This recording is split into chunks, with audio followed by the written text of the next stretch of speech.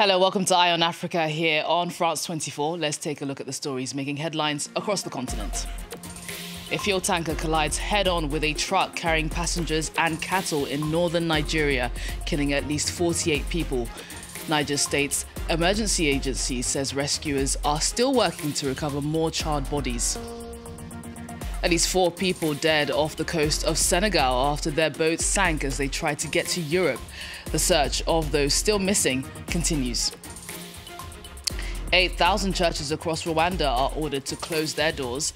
The government says the places of worship fail to comply with health and safety regulations. We begin the program in northern Nigeria, where at least 48 people have been killed after a fuel tanker collided head-on with a truck carrying passengers and cattle, causing an explosion.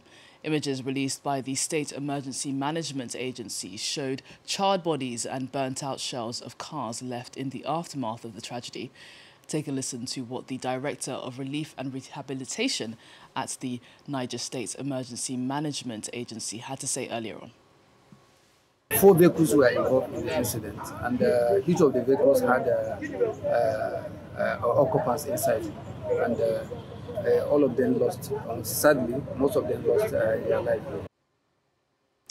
Our correspondent in Lagos, Chinwe Osondu, has more.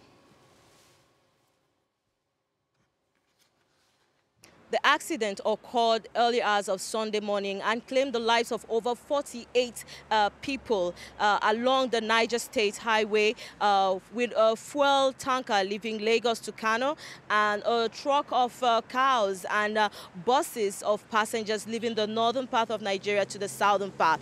There was a collision on the highway. According to the Road Safety Corps of Nigeria, this came as a speed violation, and eventually the driver lost control, and this ended up in an inferno. So the 18 people who sustained various injuries have been hospitalized, and the over 48 people that lost their lives in this tragic incident will receive a mass burial just close to the scene. The road safety people have reported that over 5,000 people have lost their lives in car crashes in Nigeria in 2023, and this is majorly because of the poor state of the road and the lack of infrastructure, especially to checkmate the speed limits in the highways, and also the driver that enjoy recklessness, that enjoy impunity despite their recklessness. Next, the United States is calling for a probe into the death of Tanzanian opposition figure Ali Mohammed Kibao. Kibao was found dead in the city of Dar es Salaam after being reported missing last week. Officials from his party, Chadema, say he was beaten and doused in acid. His death comes a month after other leading members of his party were briefly detained in a mass roundup that raised questions about political repression returning to Tanzania. Next, at least 4 people have died after their boat sank off the coast of Senegal as they tried to get to Europe. The vessel, which was a fishing boat, left the town of Mambo, nearly 80 kilometers south of the capital, Dakar, on Sunday afternoon before it went down. The exact number of those on board is still unclear. 3 people have been rescued, but the search for those still missing continues. Operations are ongoing, with the National Navy deploying 3 vessels to the area. Efforts are underway to locate more bodies and possible survivors. A Spanish aircraft dedicated to coastal surveillance is also assisting in the search. As of midday, 4 of the survivors were receiving treatment at a local hospital. Others were rescued on Sunday by local fishermen who were the first to arrive at the scene and brought the survivors back to shore. The shipwreck occurred on Sunday afternoon, just a few kilometers off the coast of Mbour. The exact number of people on board remains unknown, as do the causes of the tragedy. Senegal, along with the Gambia and Mauritania, is one of the main departure points for migrants heading to the Canary Islands. Over 25,000 Africans have arrived in the Spanish archipelago since January, marking a 120% increase compared to the same period last year. The government in Rwanda has ordered 8,000 churches across the country to shut their doors for failing to comply with safety and administrative regulations. President Paul Kagame has long criticized what he says is the excessive number of places of worship in Rwanda. Despite some protests over the closures, most religious leaders are focusing on bringing their churches up to standard, hoping they'll be able to reopen soon. Clemente Roma reports. For the past month, prayers have fallen silent in this Pentecostal church on the outskirts of Kigali. Every day of the week, the choir would practice, and it was full of people. I miss that. Last August, the Rwandan government shut down nearly 8,000 churches and mosques, about half of the country's places of worship. They failed to meet specific safety requirements and administrative guidelines. The pastor is overseeing renovations in hopes of reopening quickly after installing soundproofing. I think the government wants to establish clear governance because there was disorder in the churches. I'm rather happy. We needed to improve. But the closure has upset our faithful because prayer is their life. Previously, 2,000 worshippers would gather here every Sunday in Batsinda. For most Rwandans, the Sunday Mass is a crucial meeting point. It's a long journey to the nearest parish. It's very difficult. I really hope they will reopen our church. The government also requires religious leaders to register with local districts and undergo theological training. So when these prayer houses do comply with the required standards and requirements of the law, definitely they're free to reapply, and then a verification will be made, and then their entities will be open. These criteria were part of a comprehensive law passed in 2018, which gave organizations 5 years to comply. Today is the International Day for Protecting Education from Attacks. Well, a conference aimed at doing just that was held in the Qatari capital over the weekend. Several African First Ladies, including from Liberia, Gambia and Sierra Leone, were in attendance. A report put out by the organization Education Above All says that more than 10,000 children and teachers, many of them African, were killed between 2022 and 2023 worldwide. Here's Nyasha Chingono with the details. The conference on protecting education from attack was attended by several First Ladies from across the world, including Africa. They called for the protection of education in war zones. Attacks on education have risen 20% from previous years, according to the latest global report on protection of education. Several countries in Africa are affected by conflict, including Sudan and DRC. Let's listen to the First Lady of Sierra Leone speaking. When you want to destroy a nation, just make sure there is no education. So please, if you have a platform, say something. See something, say something, please. The conference is hosted by Qatari-based foundation Education Above All. Education Above All has been doing several activities across the world to protect education from attack.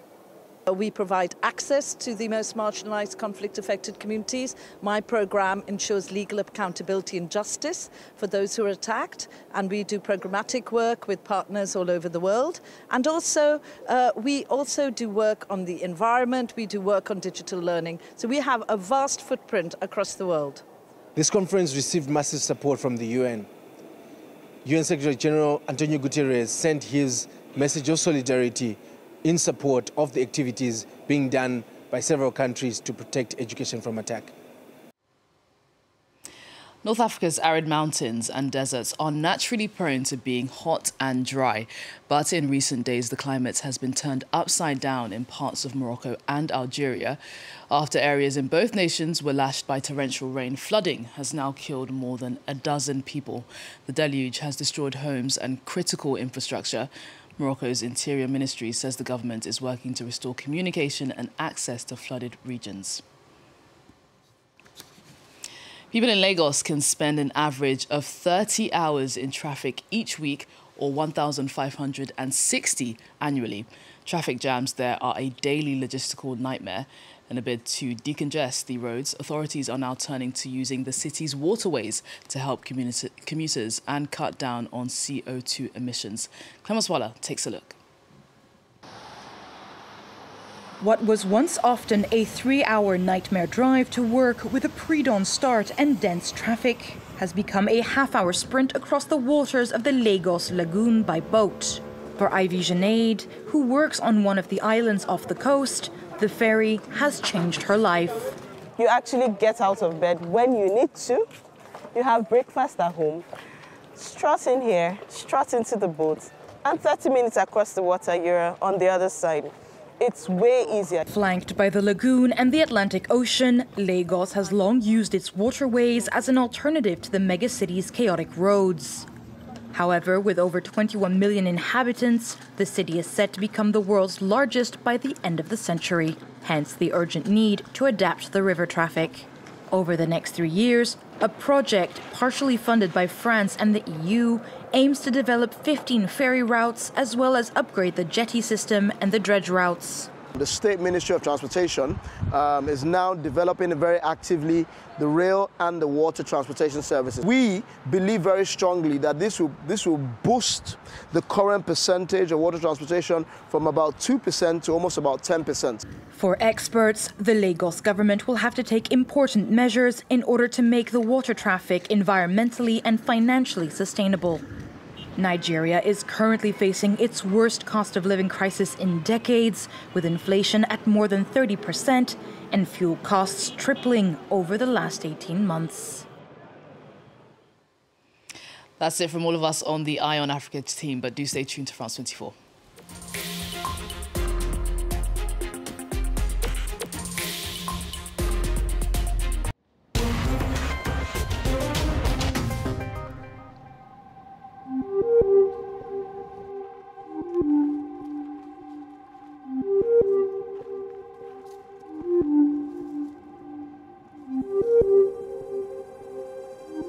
When I saw that he is, I was shocked, I was devastated, so I was crying a lot because so he's pale, he's thin, I saw he's just empty eyes, and it's terrible, it's really terrible, and I understood that he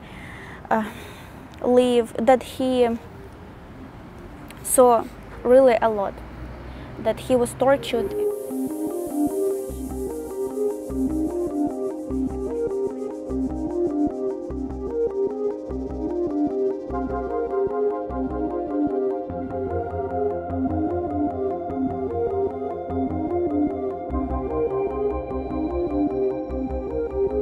Our family, we are together, we are gathering together, we try to think about what we need to do tomorrow, not like in 1 month, in 1 week, so tomorrow or today.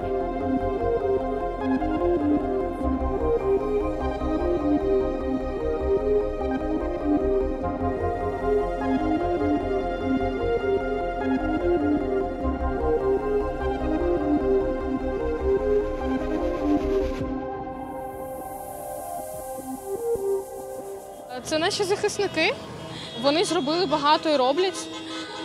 Забувати про це гріх.